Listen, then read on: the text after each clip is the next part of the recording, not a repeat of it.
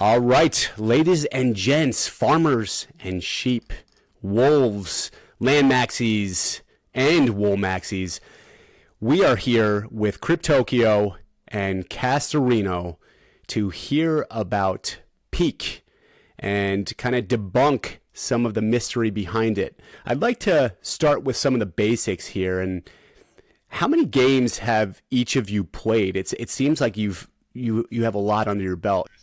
Yeah, sure. I was actually just looking at this. So I've got, there's a little bit of confusion about this, but I've only got two accounts that I play Peak on.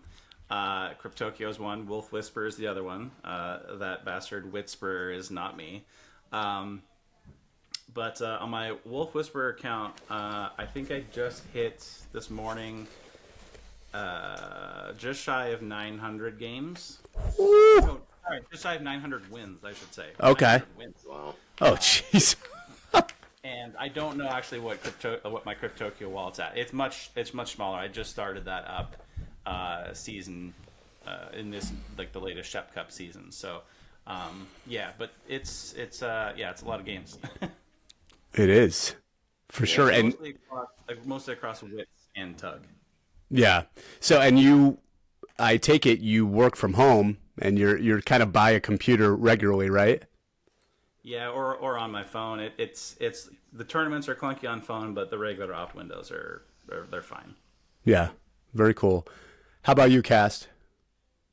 So it looks like I'm up to 1,856 games. Yeah. Yeah. That's awesome. Yeah, win ratio. That is awesome. So under 55%. See, that's the thing too. You play that many games and you're just under 55%. So those that are saying, hey, it's too outweighed, and to the if I try to play now, the whales and the regulars are just going to crush me. Right? So what would you say to that type of mentality? Yeah, I mean, we've actually seen it here recently. So, funny story. I think it was Moonbringer. He joined the summit, right? And he was just trying to farm points. He wasn't thinking that he would get matched, or for whatever reason. And he got matched with me, and he's like, "Oh shit, fuck, I'm playing cast." Like he's freaking out, and he ends up beating me, right? That's 50K wall, just like that. And a lot of the guys that I've joined recently, Taco Launcher, he's killing it on the summit. So you've got people need to get over that fear. Like I said, I'm a 54%, 54.5% winner. So it's not like I'm just crushing every game. I mean, it's just barely above a coin flip. So that's kind of what I'm shooting for. Just kind of staying right above the water to make sure that I'm kind of making up for the burns with the point and that kind of stuff. But hey, just got to get in there. Once you just have to play a lot too, and have the bankroll to be able to sustain some losing streaks, which it happens. Yeah, that has to be very can be challenging, right? If you're not strategic on keeping track of those things. I'm sure you have some dynamic spreadsheets rolling. One of at least 100 of Wolf Game, for sure. How about you, Cryptokyo? Not on the pick. Oh, I'm sorry. Yeah. What were you? Yeah, I was just gonna say no spreadsheet. Okay. For a pick play. Okay. Interesting. Yeah. And that now, as we continue with the show, he's going to be creating a spreadsheet. So I don't track peak play. I've got a spreadsheet on like the profitability of it, like where, especially with like leaderboard and like converting it to pouch rewards and all that kind of stuff. And happy to maybe put out some of those numbers to debunk some of the myth as well, like that peak's so easy and it's just a printing machine. My win rate is just, so I've played, I think I mentioned it, so I have 900 wins or something on my Wolf Whisperer account. That's under 1,600 total games that I've played. So the win rate is just under 57%. Wow. And lately, I will say, like the last 2 weeks, I've probably been clipping honestly like a 70% win rate. So part of that is definitely variance. As Cass knows, I like just figured out a little bit of the game too, even like a week ago that I was like misplaying a little bit on wits in particular, which was my main game. So I was like, oh, like shit, like I need to fix that part. So like that's helped a little bit. But yeah, I've seen a lot of people play, and you know, Cass plays Summit. I strictly do not. I'm purely right now a Slope player. But for all the new people coming in, like, and for those that don't know, so Summit's 50K entry, Slope is 5K, and then there's base that's 500. And to convert that is like, you know, 500 wool is what, $3, something like that. Like, I don't know. It's pretty pretty attainable. People, yeah, that are coming on, they're like, oh man, I'm gonna get crushed by the whales. Like, Cass is playing Summit, I'm playing Slope. Like, Yeah. for the most part, you're not matching up against the people that are like, I would say playing optimally. And playing optimally just means you're balanced, right? And you're not making unforced errors. There's no like cheat codes. There's no, oh, I can't compete at like, it's like, this isn't a like a high skill game, right? It's like it's a lot of game theory, right, with your opponents. And so again, as long as you're balanced, you're not making unforced errors, you're going to win at the same clip as the quote unquote good players, in my opinion, right? It's like if you're paying attention and you kind of know what's going on, then you'll be okay. If you start getting really predictable, right, that's when you're going to go on bad losing streaks. Yeah. Or, playing scared or something, right? To Cass' point, if you're like, for me, my bag, it cannot withstand the variance of like a few Summit losses. Like, it would just be it'd be pretty bad. I've done it, which is why I don't do it anymore. But so you got to be able to be able to withstand that variance. So because if you start playing scared, this is just like it was, for people that played online poker and that kind of stuff. Like, you start taking shots. If you run out of your bankroll, like, you don't get to play anymore. And for me, I just want to stay in action. Like, even aside from the leaderboard, like, for me, I actually like the games. I know there's some people that maybe don't find them boring, but I like competing, right? So whether that's checkers, flipping quarters on a table, whether it's poker, like, I like competing. So that's why Peak resonates with me. But yeah, you can kind of dial your play up to whatever your bag can withstand. Very cool. Yeah, there's a lot of power in managing the bankroll. I can see that for sure. And it seems like Cass jumping in this Summit, I would say he has some iron balls. How many? So is it something where, like, do you just stick with, or are you kind of jumping between games? Like, do you have a specific game that you love that you only play, or like it seems like Waterwall? Not a lot of people love Waterwall, or it's kind of can be challenging to play, right? A little bit more skill involved. Yeah, I think Waterwall and Cass can comment too, like for his games. Like for me, my number one game is probably Wits. There's a little more kind of game theory and kind of like level, wars that you play with the people, especially if you see the same players over and over again, right? It's like fun to think like, okay, he thinks I'm going to do this, so I'm going to do that, right? Yeah. Again, standard game theory stuff. Same to some effect for Tug. But it's obviously like kind of the range of options are maybe, arguably, kind of more varied. And then Waterwall, to your point, for me at least, is like, yeah, I've played a handful of the games, but like there are Waterwall tacticians that really know, like, right, oh, this is the opening play. This is like, I'm sure there's like moves, like actually like, oh, this is like just like even chess, like, oh, that's the, Kaikovsky, making up whatever. It's like, I'm sure there's similar type stuff in Waterwall. It's like, oh, this is like, here's the strategy and the move. And I'm like, I just haven't put in the time. And so also for someone new coming into Peak, like, if you want to pick it up quick, it's Tug, it's Wits. If you want to spend some time and really battle and maybe like, I would say really gain an edge and not just a balanced strategy, Waterwall could be a great place to go. Yeah, 100%. Yeah. What would you say, Cast? No, I agree 100% with what you just said. I mean, if you don't like gambling, or you probably want to put in the time to study Waterwall, because once you get an edge there, it's hard for a less skilled player to beat you in a game. I mean, so I think, and I was saying that before the season started, like, if you get really good at Waterwall, you can just go there and you can just farm the summit points because very few people join. And if someone ends up joining, the odds are you're probably going to beat them. So that's definitely there's a gap there that can be filled for someone that wants to put in the time just to really, really master water wall. Yeah, let's talk a little bit about farming points too, right? It's like, do you think most people that are playing the game right now are playing primarily to farm points, or are they having fun? It seems like from the Twitter survey, it seems like not a lot of people think it's that fun. Yeah, I mean, obviously it's part of it for sure, but I think there's a couple of things that I think are happening. So one, you've got people that think that, and you mentioned it, the intimidation factor, right? That you're just gonna come in and lose your wall. Um, Once you get past that and you realize that, hey, and you don't have to come to the summit. You can play on the slope and get tons of points as well. Just kind of get that churn going. Um,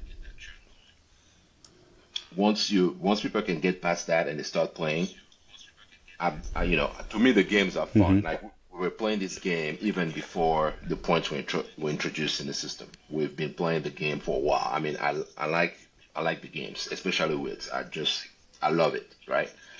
I was playing it before the Yeah, incentives. I yeah, will play it after the incentives. I just like the game. Um, if it's that fear that's holding people back, I would say, hey, come to the base. It's 500 wall, right? Just see. If it's not your game, I mean, there's people that just don't enjoy that kind of stuff. That's fine, right? You can move on. But I think there's a lot of people that could really enjoy that if they can get past that intimidation factor for the games, for sure. I'm playing in the summit mostly because of the points, but for sure I enjoy playing to begin with. Same, right? I mean, I play as well because it's fun. I was playing before. I mean, Castorinho was there when we get into the Discord and everyone's like banging the table, telling people to opt because that was in the day where if you didn't have Yeah. 8 people to play in a tournament, it wouldn't run, right? Where it's like you needed to have everyone there. And luckily the devs have been deving and that was fixed a long time ago. And now we can have like 2-person tournaments even. And so from a tournament perspective too, like that's fun. So you get comfortable with the games, and then I didn't like. There was a time too where like I remember early on, where I was like joining tournaments. I'm like, man, there's no way I'm gonna win this tournament. Like, you got to, because people are like, oh, it's just coin flips, right? So you're thinking, like, yeah, I've got to win individual coin flips of the game, and then you've got to win the overall game. Then you got to win, 2 or 3 of these in a row to actually get it. But you get into a groove, and so I think it's fun, especially if you know people. And there's obviously some unknown people that we play that that's fine if that's your jam. But I enjoy the battle, right? So I enjoy knowing when I'm playing cast. I like being able to talk shit in the Discord, or make fun of my own dumb plays if I do something in the Discord, or hit you know, hit whomever with a shocker and post about it. Hit Elias with the shocker and post about it in Discord. Like that kind of stuff is fun. Like if you enjoy, right, meeting people for playing for a fun little game for Wool, like it's a great time, and you get and it's not super serious. Summit arguably could be a little bit because you're putting up a lot depending on how big your bag is, but yeah. you can have fun playing on base. Like it's you if you again enjoy competing, I would highly encourage you to give Peak Games a try. Yeah, yeah. What's the player count at right now? It seems like you see you guys pretty regularly, right? Do you know how many players, like, did they put out stats for specifics on that? I know there's some Anon accounts too, but Yeah, I haven't seen any numbers. Well, I take that back. No, yeah, we have seen some numbers on activity. So I mean, it's up if you look at the charts. Um, I don't think it's something they've shared Mhm. publicly, but yeah, you can clearly see that the player count and the game count is going up. And they put out a tweet yesterday on how much wool has been wagered so far in on the peak, and the numbers are just Yeah, insane. that's pretty crazy. Yeah, Yeah. In 2 weeks, right? in 2 weeks. Yeah. And think about the compound effect, even another 2 weeks from now, where we're going to be. It's pretty wild. And I love the idea of Cryptokyo. You talked earlier about, kind of mindset, right? When you're playing and you can't play scared. And it's just like anything in life. And you see that even in the Valley, right? You're seeing players saying, okay, this is my bag, and this is the only thing I have. Like, I'm screwed. If you think you're screwed, you're going to be screwed. even thinking about football, right? Like if a team's up by 30 at halftime, they think they're going to win the game. Then they start playing a little defensive or a little scared, right? And the team comes back. So I think there's a lot of power in that for sure. The player right now that you're most fearful of, like when you see that name, you're like, ah, shit. Yeah, so I guess I'll go with two names. So the first name, one I'm playing on the summit, lately it's been Warm Fever, right? You guys remember him? He had a tool for cave game. Yeah, he just has my number. He just has my number. So every time I get in there, it's like, damn it, it's him again. Crap. But to your point, right? With he's in your mind, man. he's in my mind, yeah. So, but to your point, like with this stuff, you can't let that get to you. You have to go in there with a fresh mindset that okay, eventually, this is the variance, and something that we haven't talked about yet. So there's a lot of like coin flip scenarios with Wolfwits, and to kind of avoid becoming predictable, to make sure that it's not something that's happening in your head, you literally flip a coin to make a decision. That way, it's keeping your opponent on your. There you go. See, and you have to do that. Otherwise, if you are just thinking that you become predictable. In the tournaments, that man right there. So when that bracket comes out, I'm looking around and it's like sometimes I see him in the first round and I'm like, dang it. Like I can manage the final, but man, you can't give me Cryptokyo in the freaking first round. Come on, man. So that's all. Big respect. Yeah. Yeah. Cast, I mean, always for me, good battle. Like, that's the thing, I know he's balanced. He talked about the coin flip. You do that for your sanity, not just to stay balanced and, actually have a decent, win rate, but you can drive yourself crazy. Like, there was a time where I wasn't, right? Especially early on, like, trying to play even just base, right? And you're like, man, I'm making the wrong decision every time. It's like, if you remove yourself from that, like, because you're not making an unforced error in a coin flip. Obviously, it's a coin flip, unless you're unbalanced. And so you get to the time where you just start, like, if you start to believe that mentality, or as we talked about, where you're like, man, I'm making the wrong decision, then when you're not even in a coin flip decision, then you start second guessing yourself, and that's when your whole game just can crumble.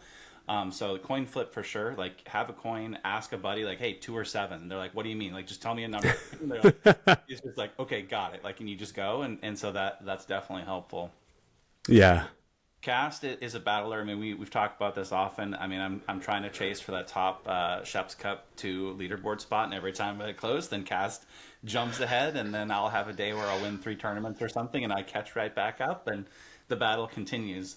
So Cast for sure, same thing in tournaments. I know he's going to be balanced. I know he's not going to make unforced errors. Like, I think I can probably count on one hand the one error he's made for sure, like just outright, and then there was like one I know for sure I did, like after he played the 3, I played something, and he was like, I saw him I like realized it after I played it, and then he was tanking for a long time. He's like, what am I doing? Yeah. Like, he's got to be doing something. He's thinking on the 10th level, like, I'm going to screw this up. I'm like, no, you just play the shocker and you win. Yeah. And all that kind of stuff. So Cass is up there. Ender, obviously, Cass knows Ender quite well. Like, that guy is insanely balanced, and I know Ender has a strong background in all sorts of games, right? Like, you're talking about like Hearthstone, you're talking about a wide variety of things, but that guy's crazy balanced. And I used to play him a ton. I don't remember, Cast, if you played, but I played a decent amount of full poker, especially for a while. So like, we would frequently be playing for 50, 100K wool outside of the game, and that guy's a beast on poker as well. So like, that guy is, I would say, just kind of a top games player as well. But again, if you're a top games player, you're playing on Summit. So again, if you're scared of playing a contender, which I am, you stick to the slope or the base, and you don't usually match up against them. And then, obviously, if you do match up, you just play your best, and it all balances out in the end. Again, if you just play fine. But yeah, those guys are tough. And then there's a few non-players, but I would actually say I don't want to call them out or maybe get them fired up, or maybe I don't care because they're a non, but like Whisperer, for example, in season 0 or first Sheps Cup, like, yes. That guy was a powerhouse for me. Like, he was always on the tournament. I felt like always like man, the guy's like reading my mind, and I don't know if like what other accounts he may have, but he's kind of fallen off or doesn't play as much. I know he timed out right in Shep's Cup 1, even in the final, which was a bit of a Oh yeah, controversy. that was But untapped there's I a think few right other there. Yeah. non-players. Yeah, and there's a few other non-players that I don't know that they. I feel like I've been able to have a pretty good win against them lately. So it's less of a. It's more of like, oh, it's just boring because it's in a non-person and I can't like again needle cast or needle Elias in the chat. Like that for me is like a fun part of it too, right? Where it's like getting to Shocker Cayenne and post about it in the Discord because I know he's going to be dropping F bombs is brings a smile to my face. Yeah. What would you say is like one aspect of the peak that you would change in its current state? I think an easy one for me is I think there should be more tournament windows, probably like at different times, right? Because right now it's definitely optimized for the American-based players or the U.S.-based players, especially West Coast. I would say even more so than East Coast. East Coast is not bad, but I imagine East Coast probably cuts into like dinner time with the fam and that sort of thing, right? Whereas for me being on the West Coast, it's like 11 o'clock is easy. 3 o'clock is easy, and even 5 o'clock, it's like, okay, I know when I play that 5 o'clock slope tournament that I just roll right into family time, and it's like I kind of check out for a bit, right, and do that. So I think more frequent tournament times would help, especially like players that are playing from Europe or all these other players we want to attract, of course, that are from different time zones. How about you, Cast? Yeah, I think that's probably a good one. I've called for more windows just overall. I think my guess is the one hang up they're having right now is the points. They're trying to make sure that it doesn't get out of whack if we have so many peak windows now. The peak players are getting a lot more points and it gets out of balance a little bit. So I think they're trying to be careful on how they introduce that. But I think for sure, I mean, looking at the numbers, it looks like people are wanting to play more, and I think that's something that they should open up. But they have to find the right points balance. Maybe some of those tournaments not tournaments, games get reduced points or something like that. But people want to play more, let them play more. I don't think the game needs a lot more peak attention right now because peak had like the whole 2023 was all about peak. So the focus on the valley is probably fine for now. But yeah, just the more windows will take care of it for now, and then they can work on bringing more games to the peak and that kind of stuff. I think Yeah. one other thing that might be good to bring in that's and you can argue if it's like a focus on the peak or not. We talk about changes, and I believe Term has hinted at this in some of his spaces in the last week or two, but the inclusion of the shiny box concept or jackpot concept into peak, right? And as a way not to further reward just peak players, but in my opinion, like you could have jackpot rewards or whatever shiny box rewards that like play back into Valley play, right? I think it's conducive to have the Valley play support peak and peak support Valley. Like in my opinion, it could be a very healthy ecosystem, right? So it's not just a behind the scenes thing where wool goes to a community pool and then, it goes over here and it gets redistributed this way, but actually more of a direct way to like, yeah, if someone just plays peak, right, and they get in there, but then they get like a G2 wolf or a G2 sheep, or maybe there's wolves in there too, who knows? Then they're like, oh, I've got a sheep now. Like, okay, that's cool. Like, let's go, add that to my flock in the Valley game. Oh, and as we see, there are peak vouchers in the shiny boxes, and we've talked about like, very easily you could build a concept where Valley play, you could stack more of those vouchers, then take a shot at Summit with, zero risk, right? Where you're not putting up your wool and you can play against Cast and Ender and, not maybe fear that you're going to be, depleting your wool bag because you just collected a shiny box on the Valley. So there you go. So I think you could have that concept as well where, it says like, hey, you've won 1,000 water or something, right? Where like maybe you take away some of those leaderboard points, which I know is a contentious subject just for peak, and you start actually incentivizing people with Valley rewards. So that's a way where everyone could still win-win, right? So that's another change that's on my mind. Yeah, that's a great point. Synergy is very important, and just like in the Valley, everything feeds to one another. That's for sure. Let's kind of double click a little bit more. Why the hell do peak players get so many leaderboard points? What would be your rebuttal for that? Okay. So I did put a spreadsheet together because I was like, I want to run some numbers on this and like understand because, Al was talking about this and various other folks were talking about, hey, it's so easy to farm points. I'm not getting into like this whole wash trading concept because that's complete bunk and myth. But if you just talk about, hey, if you're just competing on the peak, it's super easy to win and super easy to get this. And so I've put together a spreadsheet. I'm not going to, pull it up on the screen just right now, but it incorporates, right? What's the basic win rate, right? If there was no leaderboard points, what do you need to win? That's 53.2% you need to be winning. Otherwise, you're going to be losing on the peak, like straight up, right? That's before a leaderboard. Then everyone says, oh, but now you get pouch, you get points. So it's a moneymaker because if you flip coins, you're going to break even. So I took into account what's the credit cost, right, to play, because there are credits, right, you have to convert to play on the peak. I will say, conservative pouch values compared to liquid, as well as days to season close, right? These are kind of the key variables, along with and then I have a range of how many points are we adding every day, right, to the overall leaderboard? Like, what's the inflation rate that we have for the peak?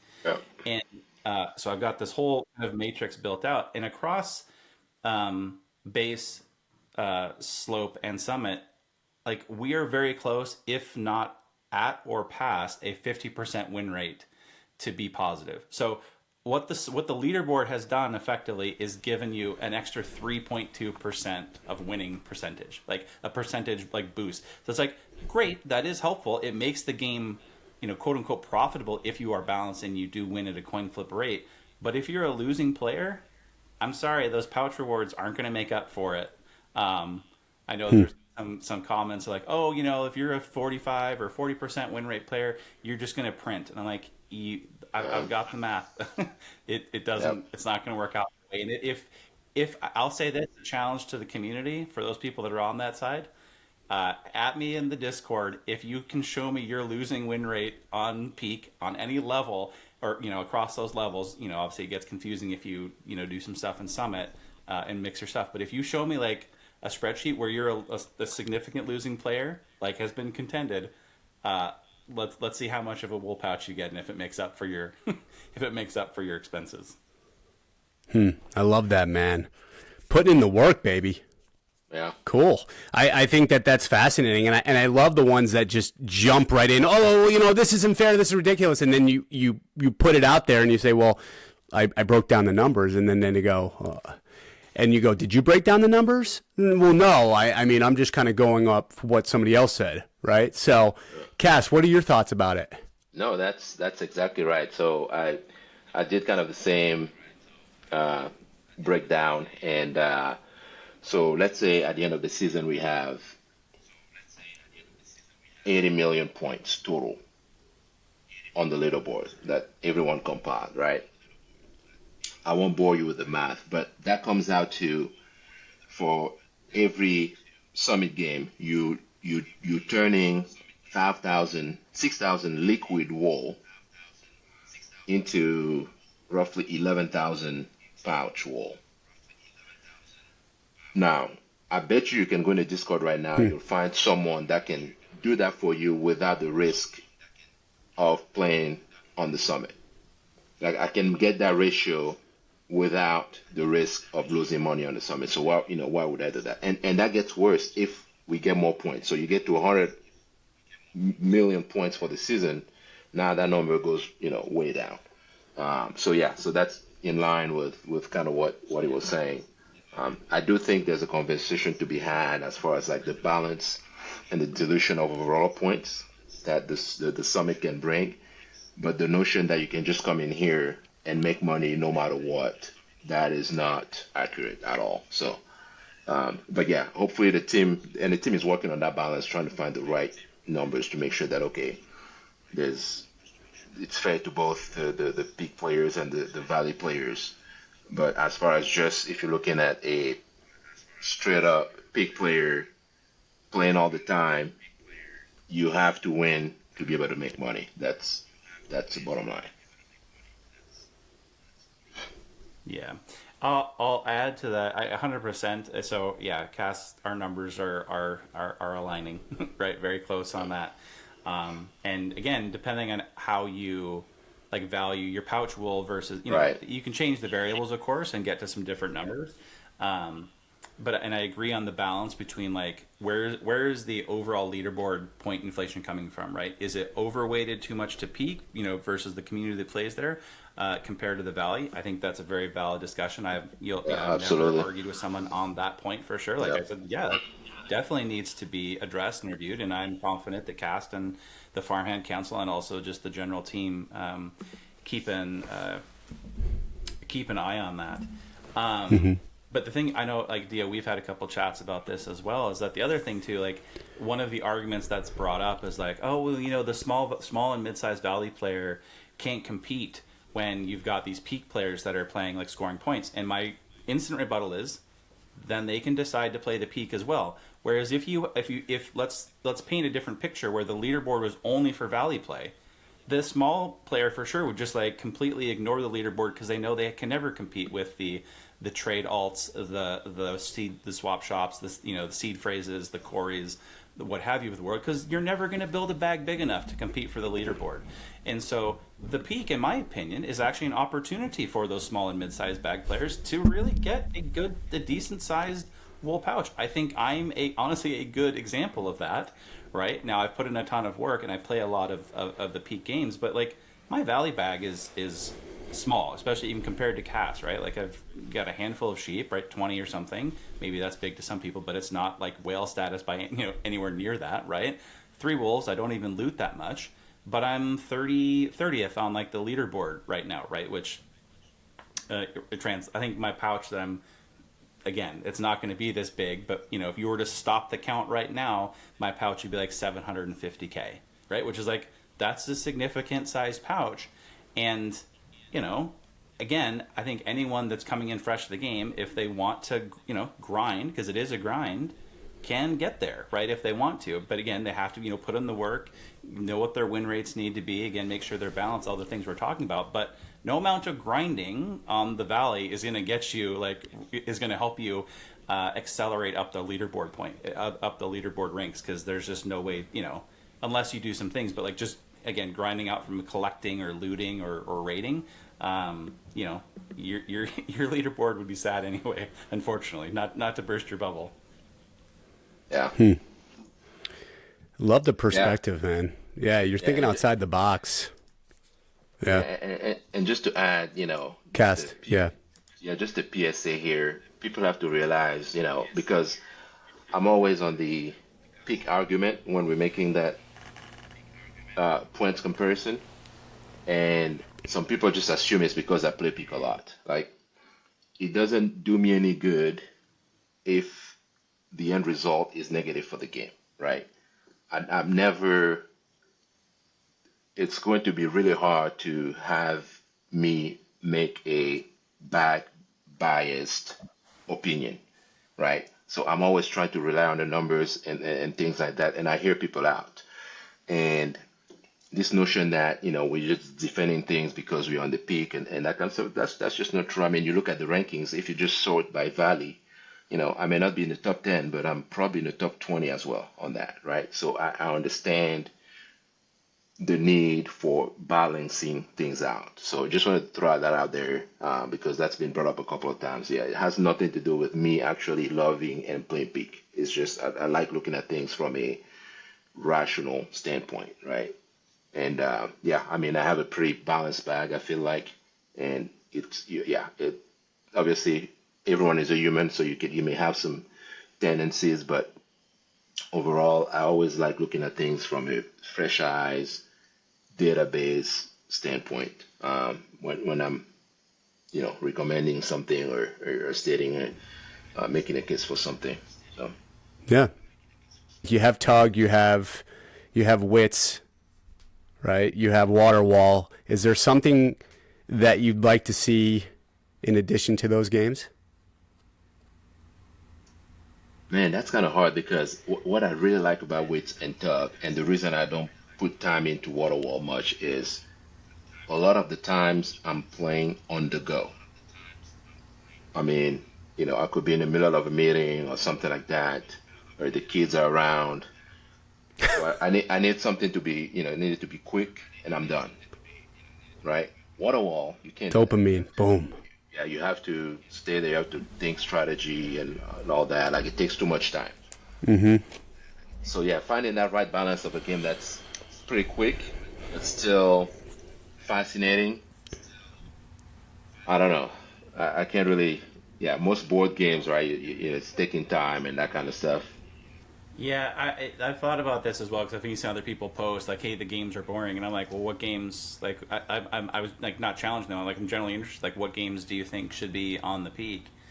Yeah. And I honestly don't know either. It's the same. I think it is a fine balance, right? You like again to echo some of what Cass is talking about, right? From a wits and tug perspective, like it's a very easy. Those are easy games to understand. Like wits, honestly, like literally, you just kind of read the cards and you can kind of figure out what's going on.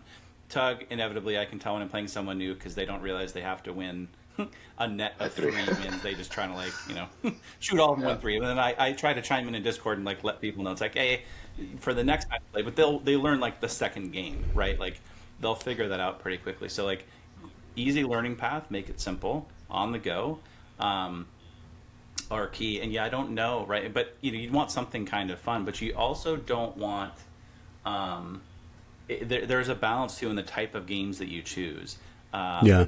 as far as like what you actually go for. Because if you have one too that is, well, I mean, even Waterwall is an example, right, where there's Well, like yeah. it's less about the risk and like the game theory and try to like level people, and it's more about like I'll just say like pure skill and like the Yeah. learning and effort you Yeah.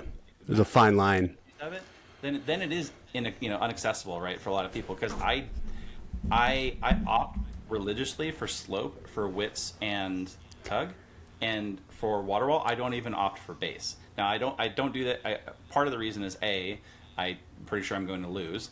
But B, to Cast's point too, those games also take a long time. So like frequently, if I'm playing Waterwall and actually trying to win, it eats into the next opt window. Especially if you're in kind of those windows where it's every 10 minutes, and so you can't play. Yeah. But for me, it's going to lose. And so I would challenge in like some of the people I've been losing to honestly the most on Tug and Wits are like brand new people. I'm like, I don't know who Yep. you are. I don't know how you Yep. play. Yep. Maybe they don't even know how they're playing. It's like They're just guessing. Yeah. with someone at poker, right? Like I played a ton of poker, and I sit down with my buddies playing like $20 games, and they're like, "Oh man, you're gonna kill us," and I'm like, "No, I won't, because you don't know what you're doing. How am I gonna know Yeah. what you're doing?" Right? Yeah. It's Yeah. impossible. So Yeah. that balance, I think, is great, especially with those two games. And I think Waterwall again has its place. I would never suggest actually take it away. I think it's great for the people that like to play it. I think that's fine. But I would always say let's have a game where it just comes down to like, man, I've played Cast 5 times. He's opened with the 3 card 5 times. Is he going to do it a 6th time? There's no way he can do it a 6th time. And then away you go, right? And the game is off and running. And I will say, the other thing that's great is those games are so simple. And taking Wits as an example, right? You've got the 8 cards, and I think we'll get into some gameplay here in a second. In those hundreds of games that I've played, very few have been exact carbon copies. Now, there's some plays that do happen, but like, there's a lot. Like, I'll play a game, and I'm like, man, I've never had a game go Never quite been, like yeah. that, which is Absolutely, wild yeah. to think about. Yeah. Right. You have 8 cards total to work on, and you play like one round at a time, and it's like, man, that's never happened before. I think the big thing, especially for Wits, I would say potentially even more so than, or definitely more so in my mind than Tug, is if you're is the thing to kind of stretch your mind to is start thinking 2 and 3 moves ahead, right? Not to give too much alpha, right? From a Wits perspective, I think everyone probably does this. Again, that's kind of the thinking of like trying not to lose versus focusing on the win. But just if you start thinking ahead in the game too, like, all right, what's your end game scenario here? Like, how are you actually going to finish that game? Same thing for Tug. Getting into that is key. And so we've kind of gone on a tangent as to new games, but like those 2 games, I have to agree with Cast, like they're great, I think, for especially what they want to do, right? Where it's really you're competing with your fellow, Wolf game family, right? As to like that game theory aspect of like, okay, it's all kind of on the decision point, and in trying to figure out what they're going to do too. It's like there's that nice balance, right, of like uh, defense versus offense, which I think is great. Yeah. Yeah, Cass, I saw you flipping through your notebook, yeah. getting the tongue out, flipping. This is my notebook here. This is a work notebook, by the way. So that's me going Ooh, back after I like the it. game. What do you have? What do you have there? Just rethinking. Okay, what could I have Look at done this, differently dude. here? Dude, this is reminds me of that GIF or GIF. This is some real shit. This isn't chess. This isn't checkers. It's chess, right? So So there's a market for peak games. Any ideas on how we can onboard more? I love the idea of making it more synergistic, right, with the Valley. So for our current player base, how about onboarding new players? So for me, when I think about this, like what would attract a new person to the peak? Obviously, wool going up. I mean, that helps everybody, right? If you're playing for amounts of wool, if you talk about your skewness factor of like a tournament where you put in 500, but you can win, 10x, 100x, whatever that is, right? In a tournament, like that's pretty enticing to a lot of people, like that type of a format. And the other thing that I've thought about, to attract new people, like how cool would it be, right? If you've got new people coming in, TBD how it gets funded and the pools and all that kind of stuff. But it's like, yeah, you're in a peak tournament, right? As a new player, and the winner gets, some G2 sheep and maybe a base land or something, right? Again, who knows? I get not getting into Like a starter pack. right. Yeah. It might be the dynamics of how that gets funded and sourced, right? Because that's a whole different thing. But like, that would be pretty cool, right? You come in, you're like, yeah, I'm gonna go play peak. I don't know, I got a couple bucks. I'll buy some wool and I'll play a tournament. And if I win, then I can then transition, as I was talking about, right? Kind of flows back into the Valley game. You're like, yeah, you could decide to burn your sheep and trade for wool or just sell them on the market, or you can be like, hey, let me check out this wolf game thing. Like, let me put them in this, try to get some shiny boxes, and then you win more peak credits, and then you go play peak again, and then that's what I'm saying. It starts to feed on itself. That flywheel, yeah. And so then people are like, hey, peak's cool and valley is cool, and to me that symbiosis is healthy, right? Mm-hmm. How about you, Cast? Yeah, so if you look at it from a internal standpoint, right, for people that are already in the ecosystem, I think the vouchers achieve that. You get a shiny box, open it up, it's a voucher. That brings people to the peak. And maybe they like it, right? You get a couple vouchers, you play a couple games. Man, that was fun. Or the last game didn't leave a good taste in your mouth, so you want to kind of experience good feeling. So you go back. Now you're playing with your own wool. So I think the vouchers are doing a great job at doing just that. As far as onboarding outside, yeah, that's a little bigger conversation. But yeah, it goes back to what he was saying as far as getting a starter pack or that kind of stuff. But that gets tricky with, okay, what's funding it and all that stuff. So definitely a right balance strike there. Yeah, there were some community members, and something that I have always thought about too is reducing the friction, right? I mean, friction is, the people in the ecosystem can deal with it, but even us doing it for so long gets annoying, just even having a ledger. But I deal with it because I love the game, right? But you got to get people to the point of loving the game, so we've got to make it frictionless. And I also like the idea of partnering with other projects, right? Because it's essentially free marketing. I mean, you're dealing with a community in Wolf Game that is very tight, and we've been here since November of 2021, right? So if it's free marketing, right? If we can develop relationships with like Cool Cats and have these ability for prize pools to be other than wool, and not to exclude wool. We all want wool to go up, but like at first I'd like the allure of the mystique of the Shep and not partnering with anybody and being like this exclusive game, right? This community, but it only goes so far. and I think it's something that we're missing. Some game night, right? Game nights geared towards specific communities on the peak, things like that could work. Yeah. That was great. We didn't continue it, but that was great. Yeah. What were you gonna say, Cryptokyo? Yeah, I was gonna say to your point, like for me, I know everyone like hands down, right? I mean, you're talking. I don't know what the satisfaction rating is, but the PSAT on the seasons and all that kind of stuff is I would say at an all-time high, or especially when they announced them. Obviously, there's a few people that continue to be critical, which is they're right. But I think for me, like the foundation is getting stronger, right? So everyone's like, hey, peak is boring, that's all we have. But now you've got peak and valley games. So it's like, okay, so both of those things are there. Yeah.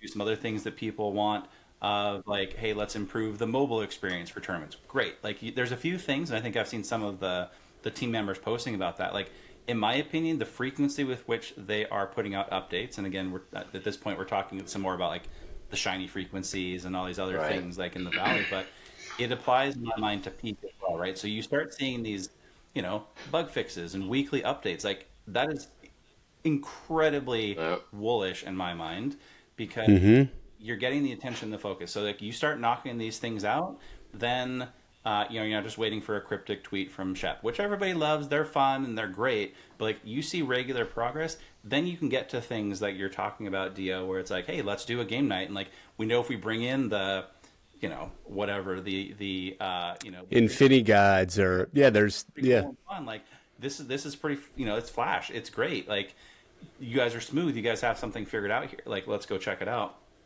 So I think we're very close, or closer than ever been, right? I think there was a lot of hopium when Full Game first launched. Of like everyone kind of meets at this point of like this is what it's going to be and this is how it's going to work.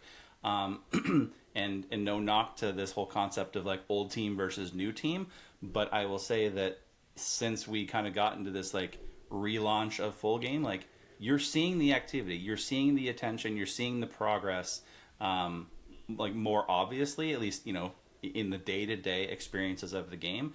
And so when you do that, I think then you can do starter packs or other things, again, economics aside about all that kind of thing, but like the building blocks are there to be able to do creative things with shiny boxes, with fast travel, with all the resources, which I think are, as we talked about, could be daunting for someone to understand like all the components of Wolf Game, but they are needed, right, to be able to give you that flexibility to do creative things like onboarding or partnering or game night and other stuff, which I think we all knew this could be, right? And I'm a fairly late joiner to Wolf Game compared to many of the other folks. But I came on right when Full Game was about to launch, and so like that was the promise, right? That was the allure that attracted me initially, and I think I'm really just so encouraged by the progress we're making in such a short amount of time. People think about that like Web3 in particular, and everyone knows this, especially all the Wolf Game OGs, like everyone's like, well, what's next? Like, when are we going to do that? But if you, like, again, take a step back and, like, look at the rate of development and progress we've had in such a short time, like, man, I don't know how you can be, like, anything but really excited about what's going to come next. I mean, we haven't even really gotten into the whole concept of, like, Wolf Game 2.0 and all this other stuff. Like, it's wild. Yeah. Thinking about, like, the seasons and how much creativity we have with that. It truly is fascinating. And the fact that, these community members, we're on this podcast right now at 2:00 in the afternoon. It's a Friday, right? But there are other things we probably should be doing, but we're here. I missed the window, so we gave up our precious peak time. Like this is pretty powerful to give up the peak. Where are we with the opt-ins? Are we even, do we miss the window for the next opt? The main opt-in windows are they aren't going to be back for about an hour. But if we need to get a little side game going, I'm sure Castor I would be happy to give you a game, Dio. Yeah. Right. Yeah. This has been a great chat, and I think it's very refreshing to talk about peak. Obviously, we know that it doesn't get enough light. There's three things that I really kind of took away from this is number one is having a strategy, but also having it, be flexible with that strategy, right? If you're set in stone with the way you're playing, other players are going to read you. And, doing the coin flip, I like that idea. And then looking at tournament frequency, I think is very important. It seems like that is a lot of the community sentiment, that there needs to be better times for that. And then also, I love the idea too with Cryptokyo. You talked about the synergy between the farm and the peak, and really kind of interconnected them stronger now that we have these shiny boxes that people are willing to farm for. They should be able to get some cool perks in winning some of these peak games. Really cool. Anything else that you guys wanted to talk about? I know that we're like 55 minutes in. Come on over. I mean, just start with the base, and if you like the games, even if you're just flipping a coin every single play, you should still have enough wall to just kind of stay afloat. So just come in if you like it, and then if you like it, then obviously you can pick it up. But just give it a try. I think they're really fun. Yeah, same. Just come play. Like, base is not going to be that scary. You're not going to have, at least I don't know. I don't think you will have like the super hardcore grinders like myself and Cast, right? We at the crazy 55% win rates playing base, right? I don't know, maybe you do, but there's a much larger player pool down there, so you're going to get all sorts right down there. You'll see all sorts of different strategies. So yeah, just come play base a little bit, or farm, search for those peak vouchers and play that way, right? Save yourself the wool and the peak credits, and away you go, right? You can go play that way. Or I'm in the Discord, Cast in the Discord all the time. I'm happy to answer questions. I don't think there's, as we said, a ton of strategy to really discuss with these, but yeah, I mean, we're always there. If someone wants to play, I've actually been tempted to throw out a challenge for people to be like, look, come beat me 3 straight games of wits, and I'll give you a G2 sheep. Like, straight up, like who the first person to beat me 3 straight games, I'll give you a G2 sheep. So I'm working, shopping some stuff like that. But like, I definitely have a pretty good win rate at the peak. But it's just I've been playing a lot. But it's like there's no reason that someone else couldn't come in and easily or surpass like the level of Cast and Era. Like, it's very attainable, right? As he said, it's easy games to pick up. So it's there if you want to, and as we've talked about DL, right? It's a choice as to where you want to put your time and your bag and your effort, because it does take effort. I know the Valley takes effort as well. So it's all an opportunity cost, right? About where you want to go do stuff. So it's great though. It's fun. We have a good time. Yeah, and when we talk about this is supposed to be fun, right? It's supposed to be entertainment. Time is very valuable. We're choosing to spend it here, and you could spend it on the peak, you could spend it in the valley, but it's supposed to be fun. So if you're not having fun on either direction, then shorten your bag, sell your bag, whatever you have to do. But complaining that there isn't any outs or that the game is stacked up against you doesn't do anybody justice, other than just hurting yourself. So hey everyone, what is up? It is Digital Optimist here. I just want to say thank you so much for joining us on Beyond the Den. Quick favor to ask, hit that subscribe button. When you hit that subscribe button, that's going to allow me to attract top tier guests to provide you with the most value possible. Give me a follow over on X at Digital Optimist.